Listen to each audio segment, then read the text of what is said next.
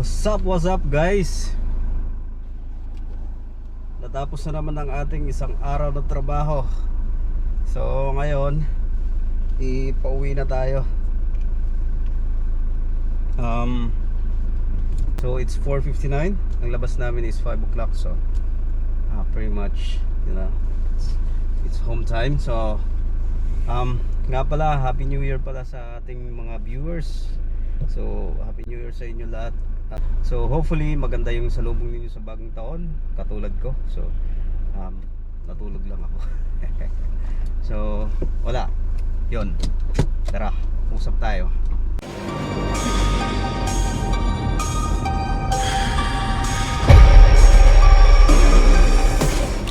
Habang nagda-drive,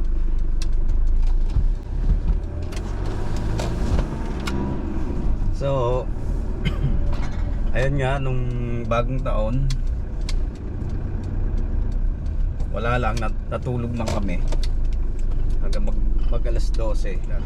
So hindi kami lumabas para maduhod ng fireworks, kasi alam ko naman pagka ganyang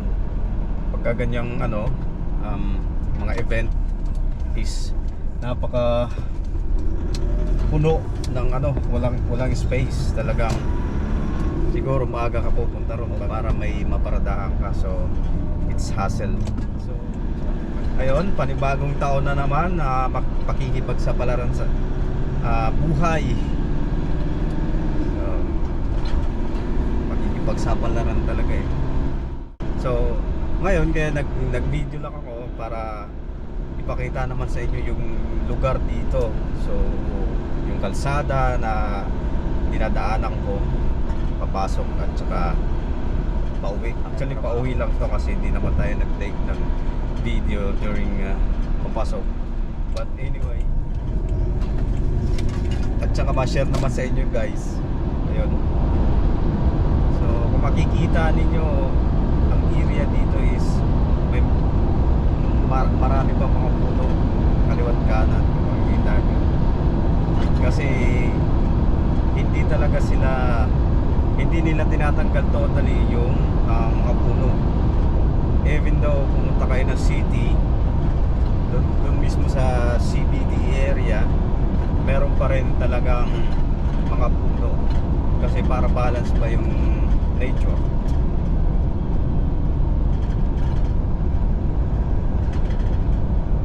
So may ano kayang nangyari dito? May accident atang nangyari.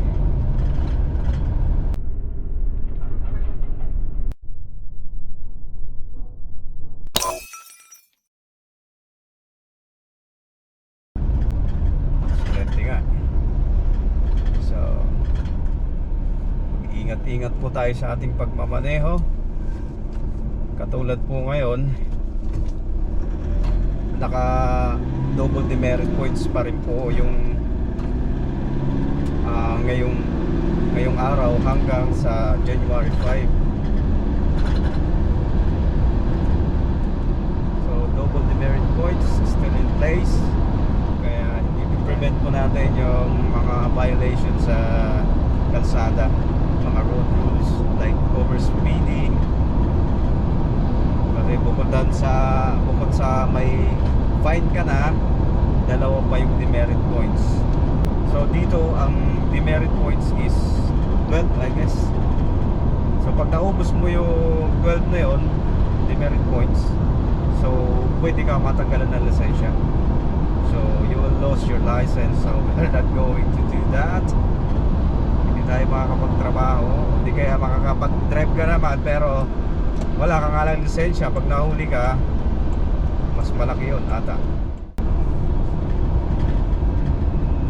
Kaya sunod tayo sa batas trapiko. So nag-exit na tayo dito sa Ennis Avenue. It's 100k there. So 100 yung takbo dito, dyan sa Ennis Avenue. Dito sa exit natin is 70. Okay, ito paikot to kasi i-merge tayo dito sa kalsada na kalsadas.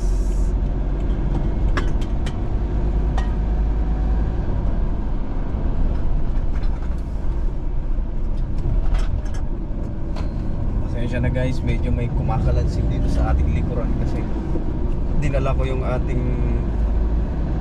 cans, bottles and cans. Kasi dito sa OC meron tinatawag na bottle for change.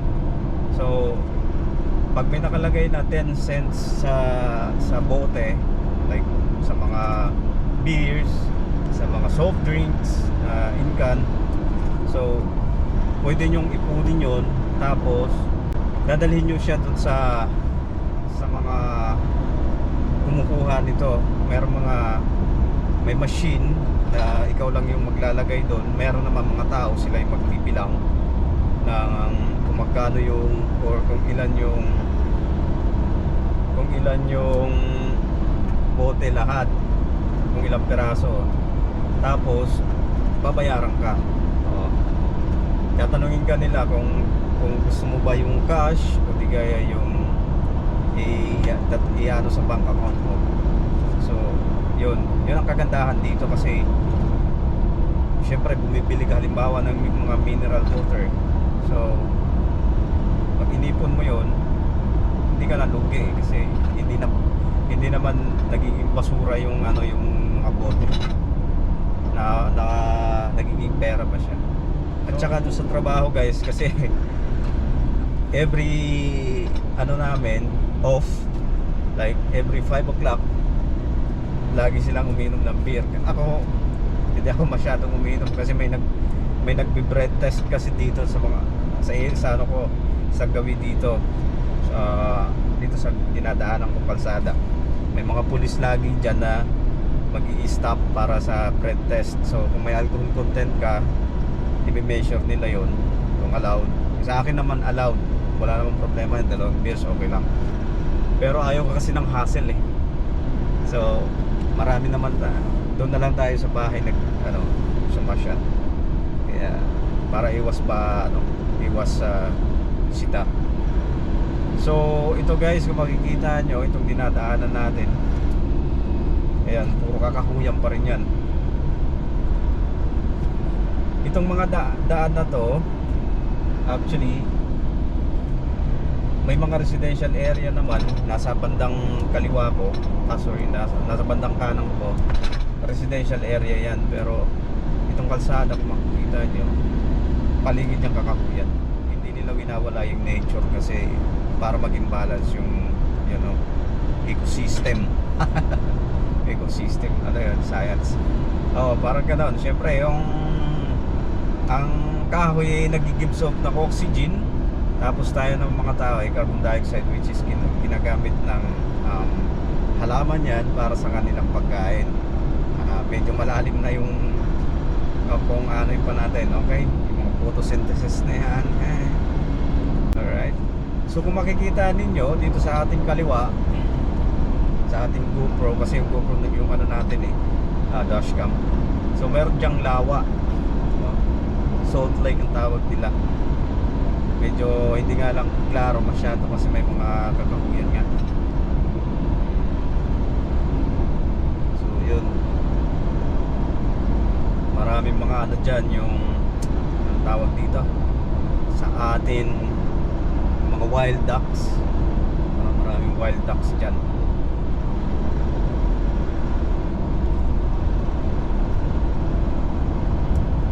Tapos dito rin guys, itong mga nila, itong isa sa mga reason kung bakit hindi nila talagang winawala tong mga bush, mga kahoy na yan, kasi may mga trail sila dyan. Yung bang pag gusto mong ma-experience naman yung environment, bali iiwan mo lang, meron lang entrance yan, iwan mo lang yung sasakyan mo doon, tapos mag-walking ka na. Katulad nito dito sa ating bandang kaliwa, ayan dito sa area na to, meron dyan, may entrance yan dyan, to ayan, dito, ayan.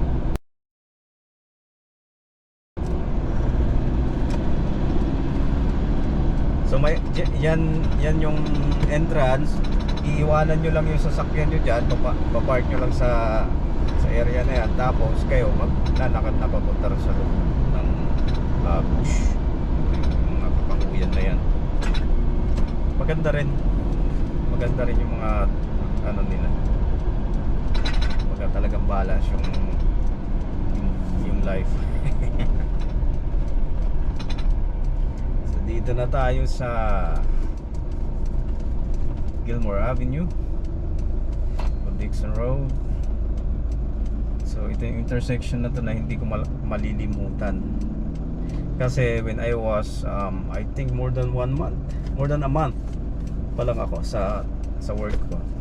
Bagong dating ako dito sa OC, nagkaroon ng aksidente dito sa kanan. So kasi kakanan ako eh. So sinarado nila yung kalsada dyan, kasi talagang totally ang laki ng aksidente. Involved yung siguro 4 na sasakyan kasama yung bus. Tapos yung ways tinuturo niya itong kanan sarado. Di reroute na naman ako, diretso ako dyan. Tapos pinaikot lang pala ako. Ang nilabasan ko dito pa rin. So hindi pa rin ako makakanan kasi sarado na nga to dito. Pero inyo guys, nandyan ako ng let's say siguro mga 5:15 nandyan ako. Pero alas 7 na ako ng gabi nakauwi sa bahay, which is mga ano na lang yan, siguro mga 8 minutes papunta rito galing dyan papunta sa bahay. So pero inyo yun, alas 7 na ng gabi,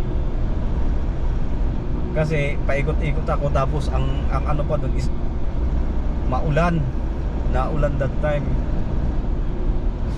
madilim. So tinignan ko na lang sa ang ginawa ko, pumunta ako sa Google Map, tapos tinignan ko yung suburb, tapos kung may ibang daanan. Pero hindi ko muna diniretso yung yung pag-search. Like for example, i-input ko yung address ng bahay. Pag in-input ko yun, doon pa rin ako lalabas. So ang ginawa ko, naghanap ako ng mga halimbawa petrol station na doon sa pupuntahan kong kalsada, dadaanan kong kalsada. So doon lang ako nakauwi. Doon sa kabilang kalsada ako na pumunta. Yun ang tinake ko. So minsan talaga pag bago pa lang, talagang dami mong experience na mga hindi mo malilimutang.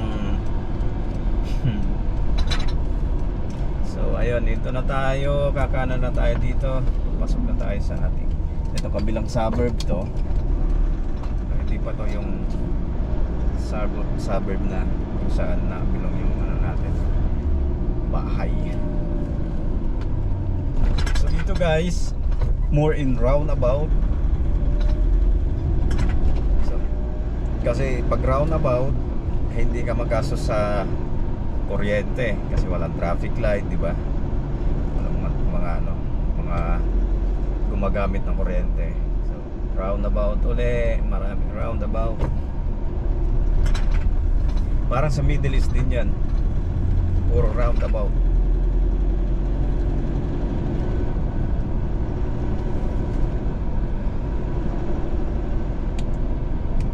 Sa residential area, 50 lang yung takbo kahit wala tayong nakikitang speed limit. So pag residential area, build up areas, so 50k yun speed limit niya.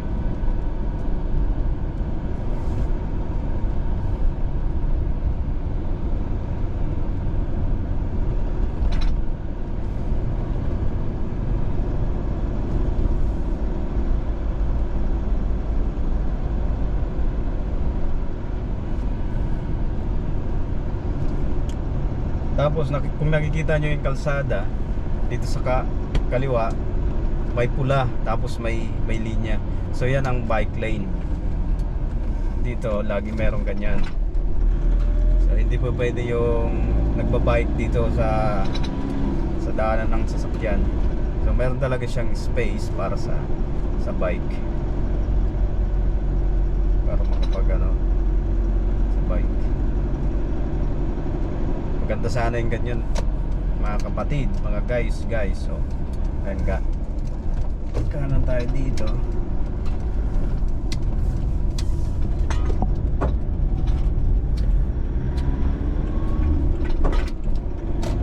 Iwalis natin. Iwalis. Tsaka dito, ito na yung suburb namin. Sa kaliwa andun yung Wallis, at saka may train station din dyan. Kung gustong mag-train, halimbawa pupunta ka sa city at may event nga, sobrang daming tao, para hindi ka mahirapan maghanap ng parking, mag-train ka lang. So may parking naman sila dyan, park mo lang yung sasakyan, sakay ka ng train. I think $4, so $4, not bad na, mura lang. Tapos pagbalik mo, andyan yung kotse mo, maneho ka na naman, pauwi na ng bahay. So ganun lang.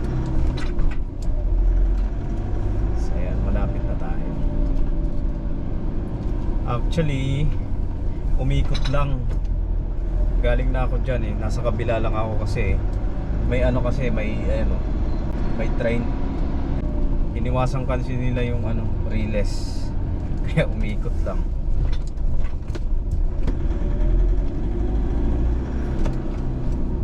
Isa pa kaliwa, sa kanan.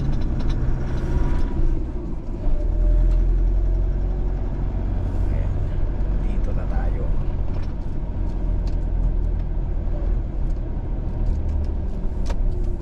Dito muna tayo paparada sa bush kasi may nakaparada dyan.